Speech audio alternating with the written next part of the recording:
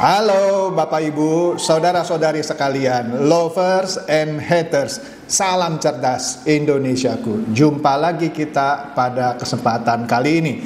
Bagi Anda yang belum subscribe channel saya, silakan subscribe channel saya. Tekan loncengnya agar Anda dapat notifikasi setiap kali saya mengupload video-video saya. Oke, pada kesempatan kali ini saya akan kembali membahas mengenai powerbank Bosman Mardigu Sontoloyo. Sebab saya cari-cari powerbanknya tuh belinya di mana atau tempat jualannya di mana nggak ketemu. Oke, tapi sebelum itu kita bahas dulu ya sekali lagi mengenai lithium yang katanya adalah bisnis keluarganya selama 20 tahun dan sudah pernah diekspor ke 2 perusahaan di Eropa. Catat ya. Anda nonton aja di video dia atau di video saya. Dia mengatakan sudah berbisnis lithium selama 20 tahun dan sudah diekspor ke 2 perusahaan di Eropa.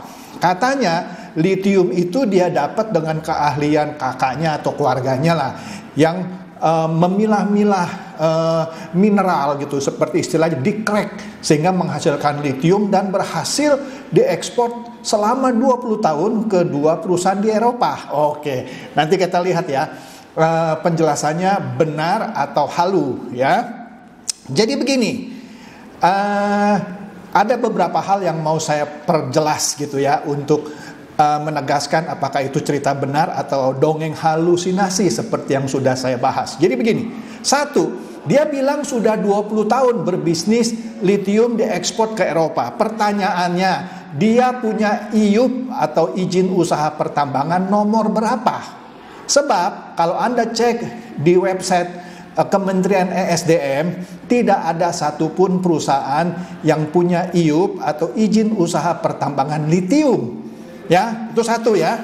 Kedua, dia punya smelter di mana? Ya, karena kan Indonesia melarang menjual mineral atau hasil bumi mentah ke luar negeri, harus diproses ya, sehingga bukan hanya jual sesuatu yang masih mentah. Nah, pertanyaannya, smelternya di mana? Oke, satu, nama perusahaan pertambangannya apa? 2, izin usaha pertambangan atau IUP-nya nomor berapa? Karena setahu saya sampai sekarang di Kementerian ESDM tidak pernah terdaftar satupun perusahaan yang punya izin usaha pertambangan lithium. 3, smelternya di mana? Smelternya di mana? Oke? Nah, itu saja dah. Nah, yang keempat, kan dia bilang pertambangannya itu, dia nggak bilang pertambangan, dia bilang tuh hanya hasil memilah-milah mineral, istilahnya di-crack sehingga dihasilkan lithium. Oke, kita lihat ya sekali lagi apakah ceritanya cerita benar, apa dongeng halusinasi. Kita lihat dulu nih, ini dari ITS Online, ITS Institut Teknologi 10 November ya. Di sini berbicara mengenai geotermal. Geotermal adalah metode eksploitasi lithium ramah lingkungan. Jadi saya summary dulu di depan ya. Mengeksploitasi atau menambang lithium itu pada dasarnya tidak ramah lingkungan. Nah, di sini ITS menerbitkan suatu artikel lah sebut saja yang membahas mengenai geotermal, di mana geotermal ini adalah metode eksploitasi lithium yang ramah lingkungan ya. Nah, di sini kalau kita lihat bahwa untuk mendapatkan lithium itu kita sebagai manusia dihadapkan pada 2 pilihan, yaitu eksplorasi dan eksploitasi ya, untuk menyelamatkan alam atau eksplorasi dan eksploitasi untuk merusak alam. Ya, jadi dalam proses penambangan lithium ini yang penggunaannya begitu masif di masa depan, ada 2 pilihan, yaitu cara eksplorasi dan eksploitasi untuk menyelamatkan alam atau untuk merusak alam. Ya, nah sebab katanya penambangan lithium terutama dengan metode konvensional menimbulkan masalah besar bagi lingkungan di sekitarnya. Ya. Apalagi Mardigu bilang keluarganya cuma milahnya gimana gitu ya. Oke deh, secara eksplisit eksplorasi dan eksploitasi litium dengan menggunakan metode tersebut yang konvensional maksudnya berpengaruh pada emisi karbon serta penggunaan air dan tanah yang berlebihan. Jadi dampak penambangan litium itu bisa merusak alam kalau dengan cara konvensional. Lalu apa? Menurut analisis ahli dari perusahaan Vulcan Energy Resources ya, metode konvensional melalui penambangan batuan keras mengekstraksi mineral litium dari tambang terbuka untuk dipanaskan dengan bahan bakar fosil. Metode ini meninggalkan kerusakan cukup parah pada permukaan tanah. Nah, kalau Mardigo kan canggih tuh katanya, cuman dipilah-pilah. Pilahnya pakai apa? Pakai apa? Pakai sendok pilahnya ya kan. Nah, di sini metodenya ini yang diakui dunia bisa menimbulkan kerusakan cukup parah. Mungkin keluarganya Mardigo menemukan satu metode yang canggih yang tidak merusak alam. Kan mungkin saja. Kalau itu benar, daftarkan dong supaya dapat penghargaan internasional. Apalagi sudah bisnis 20 tahun kan. Nah, pertanyaannya nambangnya di mana? Memilah-milahkan mineral itu di mana? Izin IUP-nya, izin usaha pertambangannya nomor berapa? Ya, smelternya di mana? Udahlah, ya. Cerita apa cerita dongeng halusinasi. Ya, kemudian metode penambangan batuan keras untuk mendapatkan litium ini melepaskan total 15 ton karbon dioksida untuk setiap ton litium yang diproduksi. Ini kan jelas merusak alam, ya. Malah berpolusi kalau menambang litium. Tapi kan keluarga Mardigo keren, cuman dipilah-pilah dapat katanya litiumnya. Nonton aja lah videonya ya. Kemudian sementara itu metode konvensional lainnya yakni metode ekstraksi litium dari reservoir bawah tanah katanya ya. Metode ini memerlukan air yang lebih banyak untuk proses ekstraksi litiumnya dibanding dengan metode penambangan batuan keras, sehingga sulit untuk dilakukan terutama di belahan bumi yang mengalami kelangkaan air, ya kan? Ada caranya, disemprot lah gitu ya, ditembak pakai air ya, diekstrak ya. Nah, tapi airnya perlunya banyak. Kalau airnya nggak ada banyak gitu ya, nggak bisa ditambang. Tapi kan keluarga Mardigo hebat, cuman dipilah-pilah gitu, kayak memisahkan gabah dengan beras gitu ya, dengan ya gitu deh. Aduh, lanjut. Di Amerika Serikat dan di Jerman diberlakukan, nah ini yang canggih, metode ekstraksi litium dari perairan geotermal. Metode ekstraksi ini yang dilakukan di Amerika Serikat dan Jerman disinyalir menjadi solusi penambangan yang ramah lingkungan. Loh, saya heran ini, keluarganya Mardigo udah 20 tahun bisnis litium, memilah-milah litium, kok nggak pernah diberitakan gitu ya?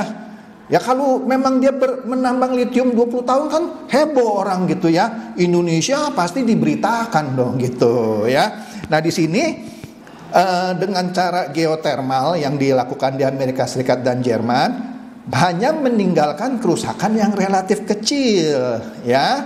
Nah, ekstraksi litium dari perairan panas bumi juga memperkecil resiko pencemaran udara, tidak seperti yang konvensional karena melepaskan emisi karbon dengan jumlah minimum. Nah, metode ini lebih menjanjikan untuk mewujudkan permintaan litium yang melonjak waktu mendatang. Nah, jadi harus ditanya sama Bosman Mardigo Sontoloyo, itu pilah-pilahnya pakai apa? Ya, pakai cara Amerika Serikat atau Jerman yang pakai geotermal, atau pilih-pilih gabah gitu ya. Wah, kalau memang caranya gampang pilih-pilih gabah dan sudah diekspor selama 20 tahun, itu akan masuk Guinness Book of Record. Kok saya cari-cari juga nggak ada gitu di bisnis Guinness Book of Record gitu ya. Nah, lanjut dulu deh nih. BBC News juga bilang penambangan litium yang ramah lingkungan ya, ini merupakan sebuah demam emas yang baru. Sama di sini ceritanya bahwa penambangannya litium itu terlalu merugikan lingkungan, ya. Nah, tetapi sumber litium yang berkelanjutan itu terkubur jauh di bawah kaki kita. Ya, di sini ada cerita, Anda bisa baca di Inggris di tahun 1864 ya. Sebuah sumber mata air panas ditemukan nyaris 450 meter di bawah permukaan tanah. Ya, Anda bisa baca ada gitu ya. Nah, di sini faktanya bahwa sama ceritanya. Kalau menambang litium dengan cara konvensional menimbulkan dampak lingkungan sendiri. Lebih tepatnya berdampak pada 3 hal besar: emisi karbon, air, dan tanah, karena perlu air yang banyak, ya. Nah, oleh karena itu di sini sama ya. Kalau yang bagus menggunakan yang namanya geotermal, ya. Bukan dipilah-pilah kayak milih gabah gitu, ya. Nah, oke lah.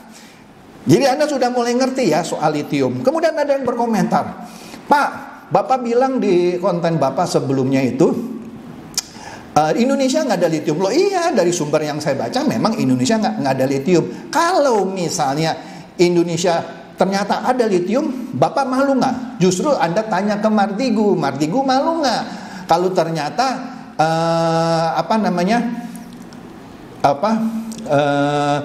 litium itu ternyata ada di Indonesia, tapi kok Anda nanya ke saya? Nanyanya begini, oke lah, saya pertegas, Pak, kalau sewaktu-waktu ternyata litium ditemukan di Indonesia, Bapak malu nggak? Kok nanyanya lucu gitu ya? Padahal kan Mardigu bilang dia sudah melakukan 20 tahun.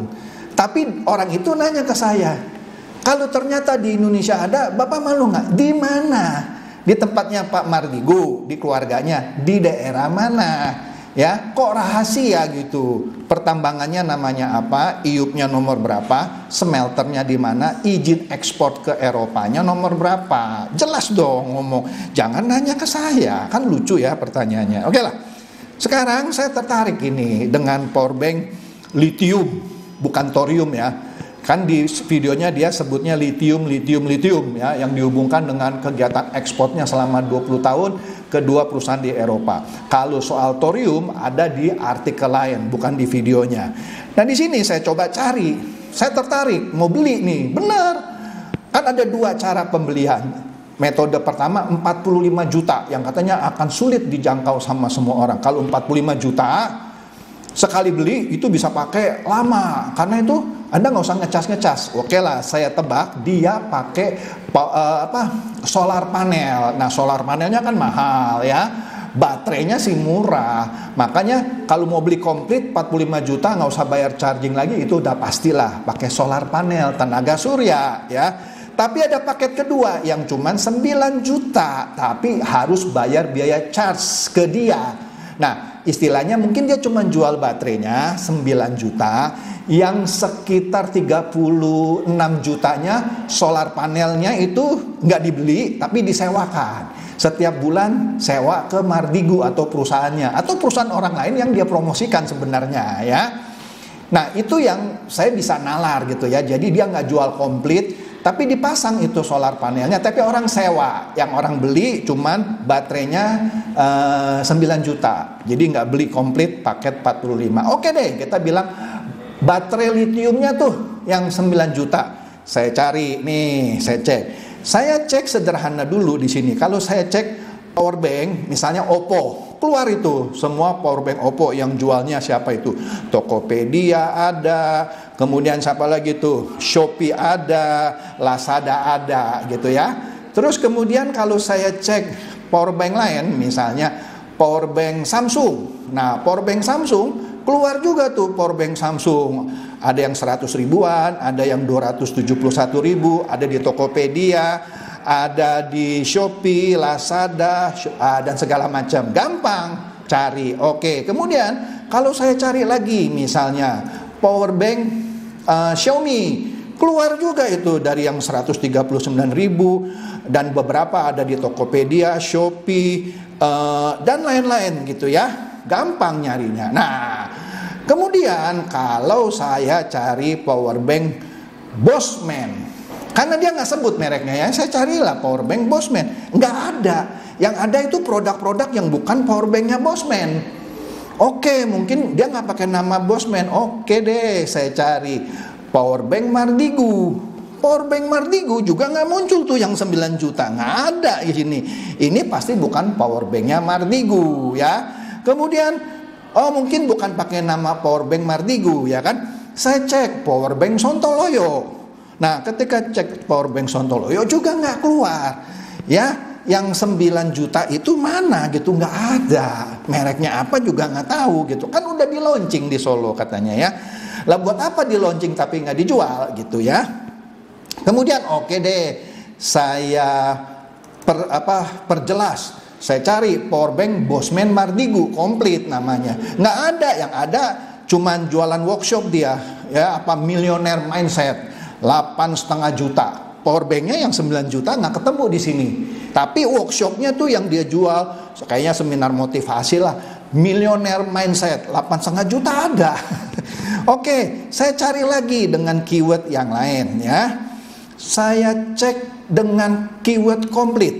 Saya cek powerbank Bosman Mardigu Sontoloyo.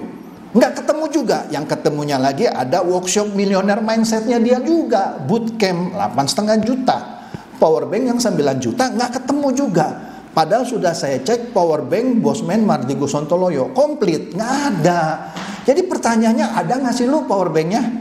Kalau ada di mana? Saya mau beli. Saya juga mau bilang bye-bye gitu sama PLN gitu. Dan saya mau tanya juga, benar nggak rumahnya Pak Mardigu sudah bye-bye dari PLN? Benar nggak sudah cabut? Kan sudah ada baterainya katanya, yang litium itu yang dia temukan ya kan?